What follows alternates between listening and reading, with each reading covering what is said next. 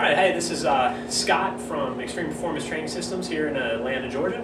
And we're doing this interview for the Plant-Based Performance project that I started. And for those of you who don't know, Plant-Based Performance it's a concept, but what we did is we put together a book with the goal to benefit the organization Mercy for Animals. So what I did with Plant-Based Performance is I got a group of other plant-based trainers, health and fitness professionals, and just people who are following that type of program, that nutrition and that lifestyle, to all contribute individual and unique articles to the book to make up the content of the book. So you've got everybody's different stories and stuff associated with the book. Now again, the book goes, 100% of the sales go to benefit Mercy for Animals.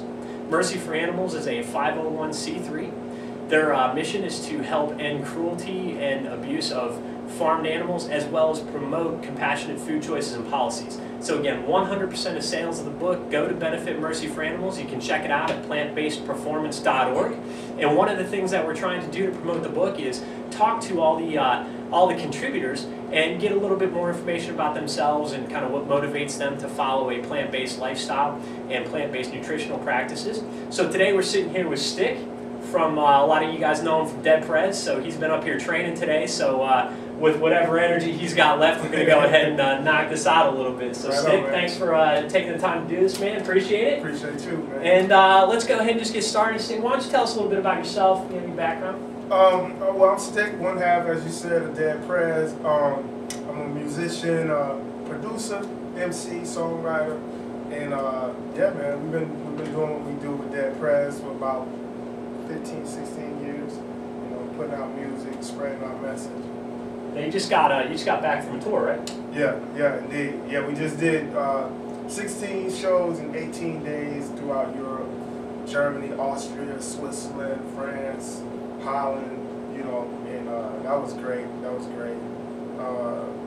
You know, just touching down and seeing all the people. So it's been good, man. So 16 shows in 18 days. So this is why when I was shooting him messages saying how the workout's going, I was just getting like crickets. Church, nothing, right? Man, I barely could get Wi-Fi in some of them spots, man.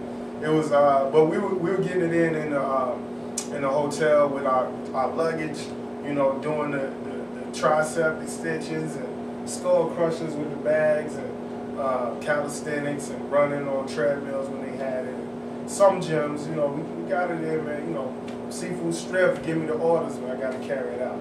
See, so all those of you, who use the excuse on traveling, I can't get it done, you can get it done. You just got to be a little creative with what you do, and just have the motivation to do a little bit here and there. That's right. So all right, Stick, why don't you tell us a little. I know you've got an interesting story. Your story in the book, it's bigger than hip hop. How healthy living changed my life.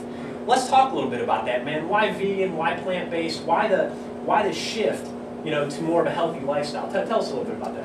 Oh, right on. Well, in hip hop is a standard kind of default way of living is smoking weed, drinking, eating whatever, no rest, staying up late, partying all the time. And I was, participating in that lifestyle, thinking I was having fun. And one morning I woke up with a swollen ankle, and after a little bit of research, I found out I had gout.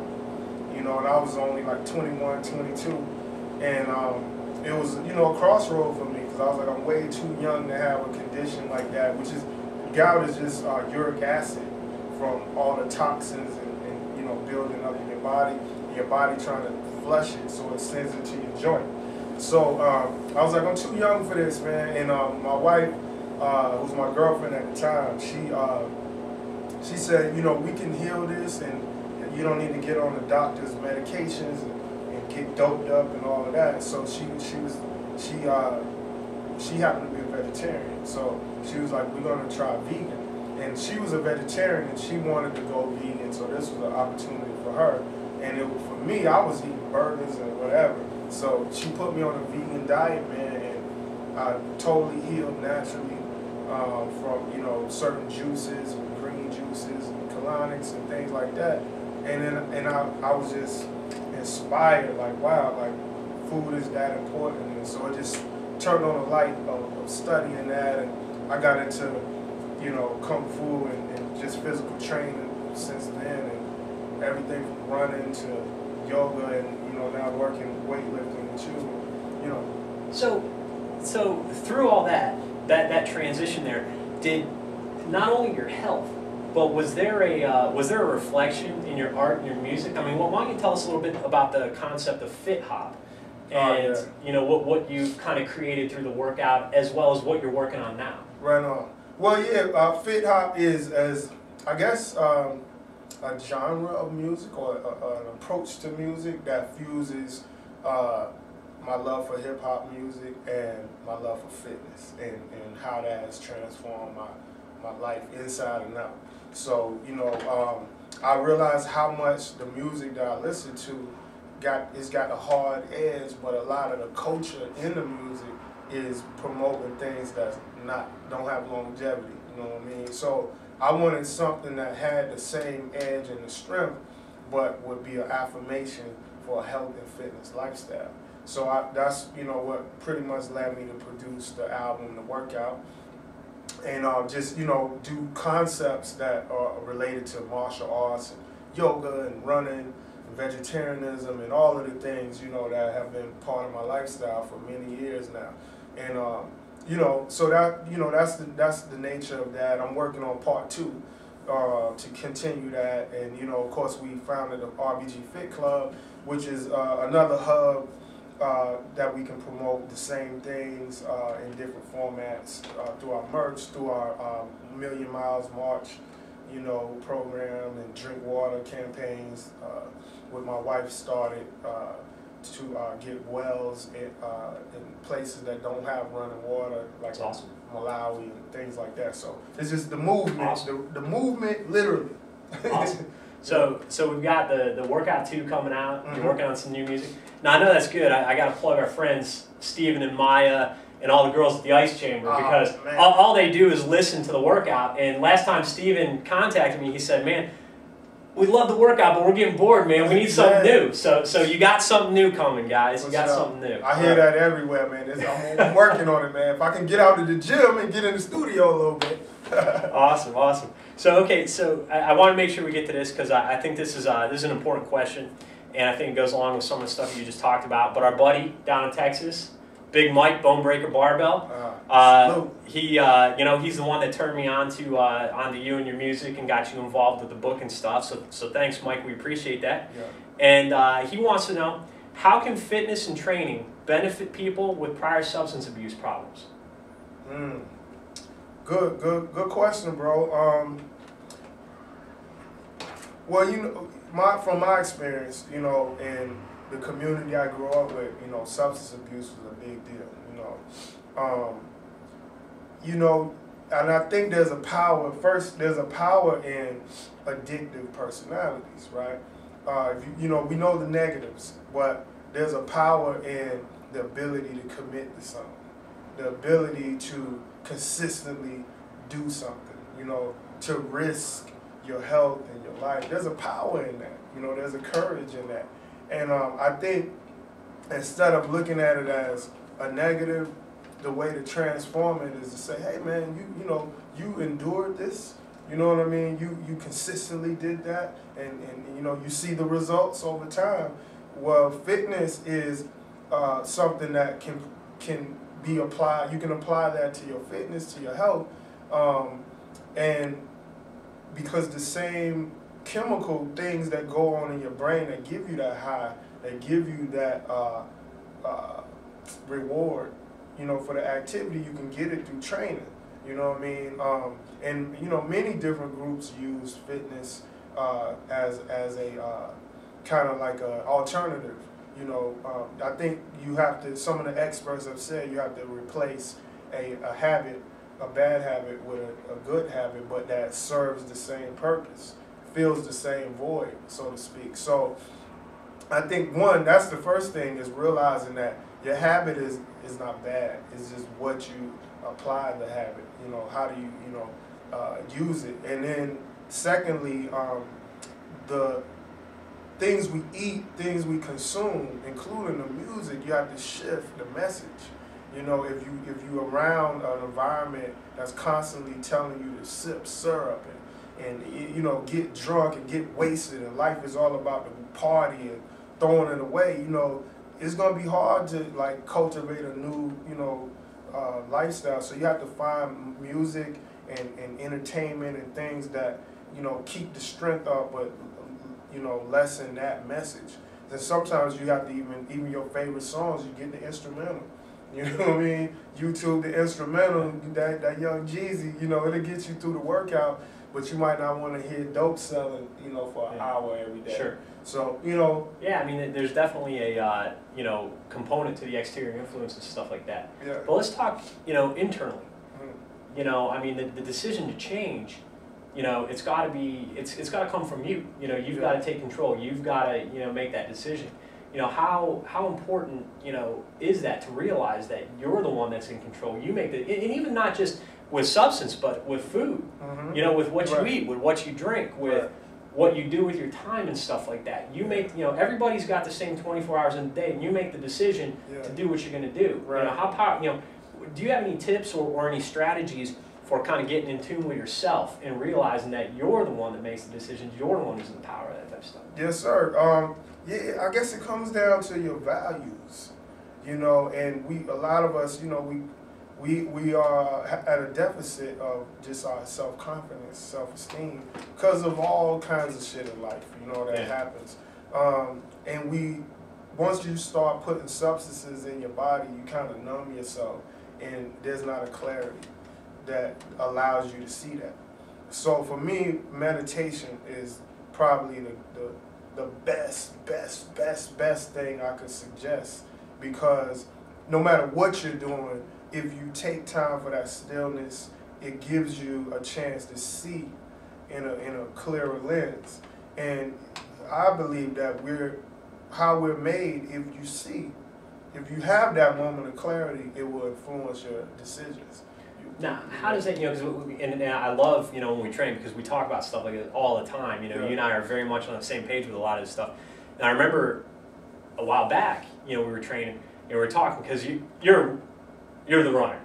You know, you like to get out there and pound the pavement. It's everything we got to do to get him in here and pump the iron. You know, because we got to fill this out a little bit, man. We got to fill that out. You know? But Stick. He's the runner, you know, and he's doing weight training because he wants to build some muscle and stuff, but running's his thing. Now for you, running is a form of meditation. For sure. Now talk about that, man, because, you know, you go to the gyms and you see people on the treadmills, or you're driving down the street, you see people out there, they got the iPods. You know, we're plugged in, but we're disconnected. Mm-hmm. We're disconnected from ourselves, Mm-hmm. you know, and we're distracting ourselves from our workout, because workout's something we got to get through. Right. How does running become meditation for you? Man, running is, for me, when you're not thinking how fast you're going or how far you're going, right? And you are participating in probably the most ancient sport it is, you know, is just moving, you know. It allows your breathing and your body rhythm to kind of get in sync, right? And it's a healthy distraction from the chatter in the mind.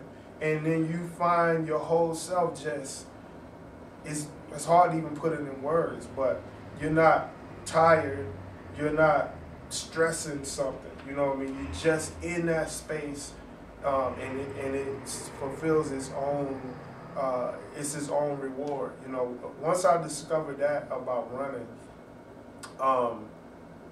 then it started revealing to me more insights, you know, or if I have a problem or a business thing I'm trying to figure out or whatever, I go on my run.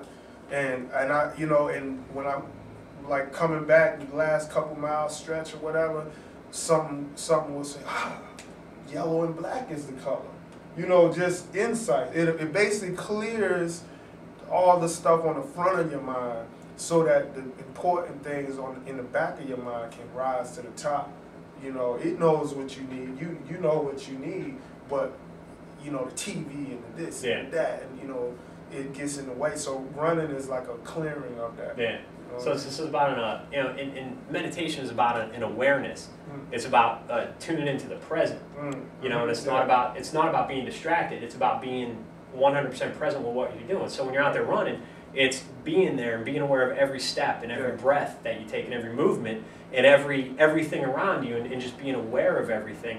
And it just does, you know, that's why I always like to say that meditation doesn't end, you know, in the lotus position on your meditation pillow. Right. You know, you carry it over in everything you do. And I think, you know, I've always believed that that's why people get addicted to the adventure sports. You know, rock climbing and skydiving. I mean, it forces you to become present when you add that element of danger and stuff like that. That's why I was addicted to weightlifting, powerlifting, and stuff like that. You know, when you're out there trying to lift a weight you never lifted in a competition or whatever, there's nothing else. It's just you and the bar, and you're getting in sync with it, and that, I think that's part of the love and the attraction of that stuff. So that's why I don't get when we see people trying to distract themselves with CNN or their cell phone or whatever, when they're trying to work out. Man, if you're trying to do something for your body, take that time to get in tune and get in sync with yourself. Yeah, right? And even though I did the workout as like a tool, supplement for a while, I was training for motivation.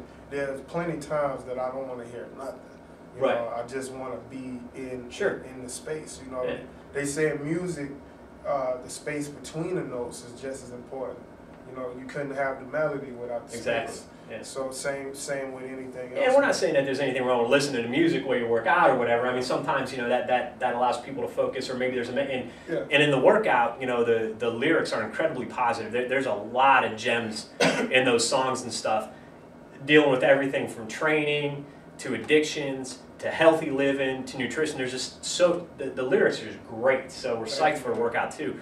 But, you know, there's a lot of positivity, you know, coming out of that. So it's that I like to listen to it when I work out. I mean, it allows you to focus on what you're doing and why you're doing it. So there's nothing wrong with that. You know, we're not saying, but sometimes it is important to get totally quiet and just look inside yourself. You know something, to add on to that point, I think in the workout, right, the difference between, let's say, listening to some TV show, right, while you're working out, it's something to keep your mind focused on that or whatever, right? It's all meditation. It's just, do you really want to meditate on Jerry Springer? You know, like, you know, but you're focused in on that, right? But like mantras, right? Mantras are sound tools, right, that are used to help you focus. Right. So that was the spirit behind the lyrics in the workout. So it's your anchor. It's like my Shifu says, you know, when you're meditating, you know, let breathing be your anchor if you get distracted. Exactly. So it's about having that anchor. So whether it's a mantra, whether it's breathing, you know, if you're working out, you're listening to music, whatever. I mean, it's bringing you back to get present into that awareness. That's awesome, man. Awesome. All right, man. Well, let's talk training for a minute, man. Let's. What are you doing right now? What's your training regimen? You're back on your regimen. So what's your back on my regimen, man. Well, you know, we've been working together, of course, for this goal. You know, my shirts was a little baggy on me, so you know, I figured why not? You know, I love a challenge. You know, I like you said, I love running, and you know, I did a marathon and trained up for that, but I wanted to not evaporate, because I'm doing all these, you know, running and endurance things, and so 20 pounds of muscle was something that I thought would be a good challenge, and a good next level for my fitness, right? Now let's real quick, let's qualify that challenge. Okay, now you came to me after we did the book, and you said, what do you think? I've got this goal, 20 pounds, but what were the things that you wouldn't bend on, man? Let's get that clear real quick. You're right. I want to do it a certain way. So I want to get 20 pounds, but I want to, one, maintain my running. So I don't want to have to stop running like people say in the gym all the time. You can't run. And this is distance running, not sprinting. We're talking distance running. Right. So keep my running. I want to do it plant-based. You know, no meat products, no animal products. I want to not do any supplements, any powders. So even vegan, plant-based protein powders are out? Nothing? Just straight food and hard work, you know. And also while I'm touring and, you know, doing everything else that I'm doing in my life and my businesses and things like that, maintain it all, put on 20 pounds, you know, plant-based walk, you know, or... You know. And what was the time frame? What was the deadline you said? Well, I think we originally said, 4 months? Was that what we said? And what did we do in it? 2.5. Just under 3. Yeah, Right. yeah. So now what do we? So we spent some time, you know, in a lot of it too. You know, I talked a little bit about this on the Mike Mahler podcast with Mike and Sincere Hogan. Mike was a author on the book too. He's like the original, you know, plant-based strong guy in my opinion. So we talked a little bit about it, and you know, one of the things was you used to train more like a boxer. You go to the boxing gym. You do a lot of push-ups, you do a lot of calisthenics, a lot of pull-ups, a lot of footwork, a lot of conditioning type stuff, a lot of ab work and stuff, which is all good stuff. There's nothing wrong with that. But one of the things that I decided you were missing were the big compound movements. The squatting, the deadlifting, the heavy pressing. How big of an impact did that, I mean, because you started doing that stuff and increasing the calories of the solid plant foods. You started growing like overnight, man. Yeah. How big of an impact did it have on you? What was your experience with squatting and all that stuff? Man, squatting was definitely a get out your comfort zone for me. But a good challenge, and it feels good in your body. You know, I like that you were teaching me about the testosterone and how it just that sparks the growth overall, and you know, just the science behind why we were doing what we were doing. You know, I think.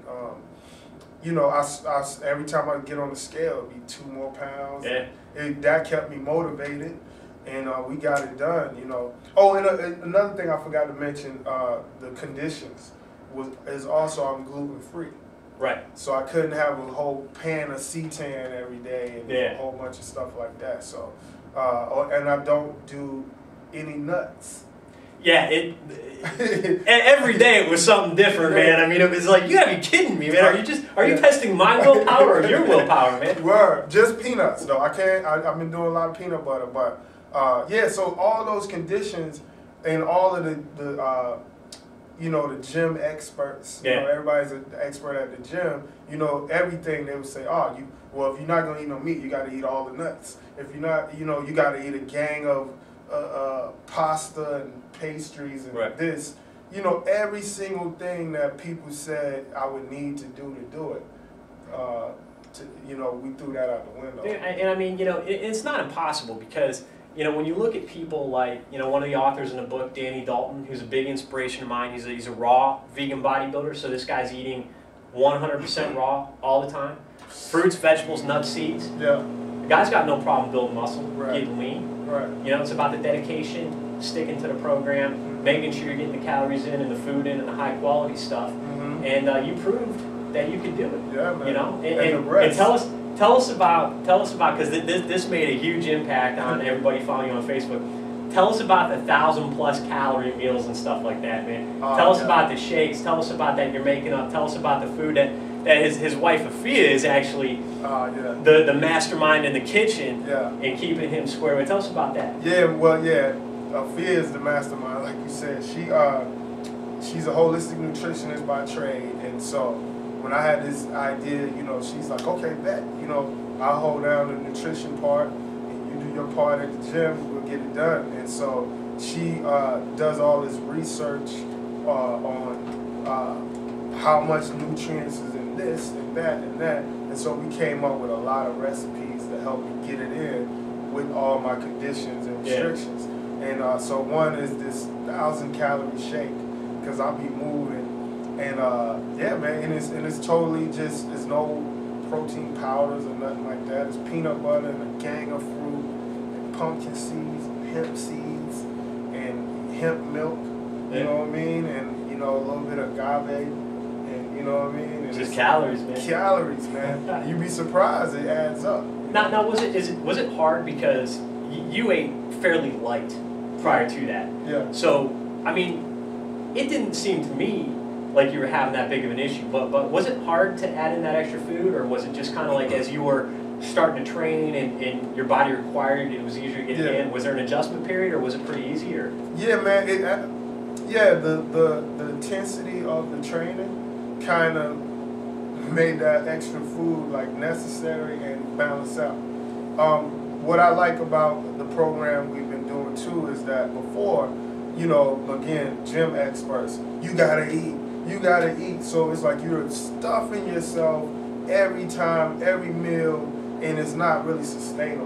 Right. Whereas how you told me to do it was like small meals, but consistently throughout the day. So like 6 meals. And that, I was like, oh, okay, I can do that. I'm not too full, but by the time, you know, an hour and a half later or 2 hours later, I'm ready to eat something. Just so that by the end of the day, you had the calories in. Easy. And getting the post-workout was a big thing for you, getting the higher calorie, like your big fruit smoothies and stuff like that you're making up, the green smoothies and all that, pounding those after the workouts. Definitely. You know. Yeah, and a lot of water, you know what I mean? Like, I started doing a journal so that, you know, we could share it for our project, you know. But the journal helped me see, like now, like I've written months of what I eat and all of that, so I don't keep it every single day now. Right. But it helped me, like I naturally do that now. It's like, you know, 6 meals, it doesn't, if you're not doing that, it sounds like, oh yeah, you gotta eat 6 times and all that, but my biggest meal would be in the morning, like before I train with you, you know, a lot of gang of yams, you know, and then right after we train, you know, the big shake. And then I'm eating, you know, 4 more smaller meals, you know what I mean? So. Awesome. Well, let's kind of circle back for a minute here, and you know, we talked a little bit about you know, kind of meditation. We were kind of approaching on those topics and stuff like that. Let's get a little bit. Let's get deep here for a minute, man. What kind of a 2-part question here. First, what inspires or I know these are kind of strong terms, but what inspires or what motivates you to do what you do, whether it's the art, whether it's the physical, you know, training, life in general? What inspires you? What motivates you to get up and just do it every day, man? Man, I think my experience is number one. You know, the things that I've been through, you know, that have touched me in different ways. I felt like that mattered, you know, whether on a positive side, you know, just being able to make music that I know is going to reach people, you know, so it makes me say what I want to, how I want to make them feel when I reach them, you know, things like that. But then on the tough, challenging side, like, you know, like I said, I grew up with drug abuse, you know, in my family, directly and, you know, across the street, down the road. That was a big deal, you know, the crack epidemic in the 80s, you know what I mean? And so I saw that, and I you know, my mother is diabetic, and my pops had 2 heart attacks. You know what I mean? Like, things like that are a big inspiration for what I do, because the alternatives or the solutions that are out here a lot of times is more medicine, or just incorrect information, and people are demoralized, people are not motivated to just say, you know what, I'm not going to be a statistic, like I'm going to live in a way that's going to beat that, you know, and I feel like there needs to be more of that out there for myself to just stay motivated, and for anybody else, you know, the more we use our talents to promote that, just like we can say, you know, drink Hennessy and make that cool, you know, drink green juice, you know. I feel like that's a service, you know, that can be helpful to some people. Cool. You know? That's awesome, man. Yeah. So let's take it one step further. Let's get totally woo-woo here for a minute. What's the meaning of life? Meaning of life. Man, you know, to tune in and give your life meaning. You know, like I believe life is clay. You know, it's pure clay to be shaped, and it'll take. It's like tofu. Whatever you season it with, it'll taste like that. You know, so and that's the blessing that we have as like beings of consciousness, is that power. We think something else has the meaning, or something else defines it. And we are the meaning. You know, we are the meaning, and that's scary to some people, but it's powerful. You know, it's to make the life mean whatever your consciousness, you know, can facilitate. Right on, man. It's awesome. So, you know, before we wrap up here, any closing thoughts, any words, anything you want to leave people with, man? Anything you think that everybody should know after watching this video? Man, you should definitely mess with this guy. I didn't tell him to say that, man. No, for real though, like Scott is a, he's a strength trainer, but from my martial art training, I always see him as a seafood because we work hard, but he also constantly keeps you learning mentally, dealing with the spirit, and we just share, life, in a way that makes the training more nutrient dense, you know what I mean? And so definitely, check out Scott if you're in Atlanta or if you're ever passing through. And just in general, having a trainer, in terms of your fitness goals can't be understated of how much difference that makes. You can be training for 10 years, but then when you work with someone who, is an engineer of, bodies and people reaching their goals, and they know how to motivate you like a coach and give you the science like a scientist, and all of these things, like you can get to your goals much faster, much safer. And it's about helping others. It's about, information shouldn't stay stagnant. As I learn, I want to share the information. You teach me stuff when you come in here, and that's what's awesome about this. The people that we talk to and come in contact with, there's always something to learn. You learn from other people's experience and stuff like that. Yeah. And that's why I do what I do, because I want to help you. It's like our boy Bone Breaker says, man. Bone Breaker Barbell. Use your strength to help others, and that's what everybody needs to do.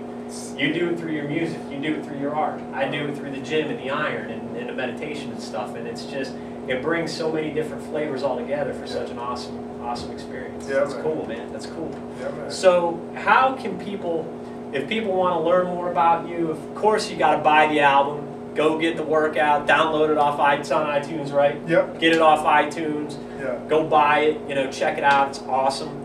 How can people follow you? Where can they find you on the web? What are you? Social media? You got a website? What's the RBG Fit Club? And what you got going? Yeah, I'm all over, man, on the internet. It's a great way, since the Pony Express, to stay in touch. So rbgfitclub.com is the website. And I'll throw these links up too on a video, so you'll see. Right on. On Facebook, Twitter, and Instagram, I'm Stick with no K RBG. STIC RBG. On all of the social media, rbgfitclub.com, that's where we at. Cool. Awesome, man. Well, cool. So remember to check out Plant-Based Performance. You can go to our website at plantbasedperformance.org. Again, the book, 100% of the sales are going to benefit Mercy for Animals. Great organization. You can check them out at mercyforanimals.org or .com. I think both extensions go to them. There's also a link to them and a little bit of their information on the Plant-Based Performance website. In addition to Stick, we've got about 17 other authors, including myself on the book, some great people. Mike Mahler, Sabina Scala, Amy Dumas, Juliana Hever, Matt Frazier, and one of the things that I'm trying to do, Mac Danzig, if you saw on the website, we just did the interview with Mac. It's posted in the blog section. So one of the things I'm trying to do is reach out to all the other authors like we did with Stick here and do either a video interview or some type of written interview so that you can learn a little bit more about them, kind of what makes them tick and what brought them into this kind of lifestyle, and ultimately, helping a great organization like Mercy for Animals try to change the world. So it's all good stuff. So thanks again. We appreciate it, and we'll definitely check you next time. Stick, thanks, brother. Appreciate you, man. All right, man. Salute.